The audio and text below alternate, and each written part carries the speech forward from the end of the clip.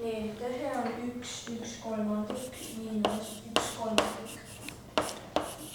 Nii, aga see on selles mõttes hästi lihtne, et siin on meil 1 terve ja veel 1/3, ehk me saame selle niimoodi kirjutada ümber.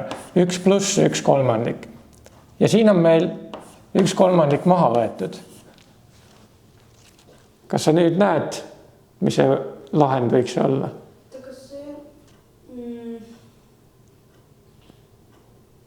Mäletan, kuidas see käis.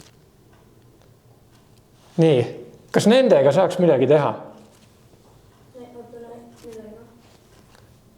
Sellega ja sellega.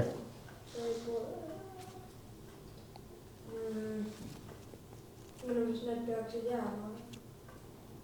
No aga kui sul on mingi selline asi näiteks 6 miinus 6, mis sa saad? No nüüd lahutad, siis saab 1. Ei, ta on 0. Saad 0, aga kui sa 1/3 lahutad 1/3, Siis saab ka 0. siis saad ka 0. Seega meil jääb 1 pluss 0, mis on 1, jah.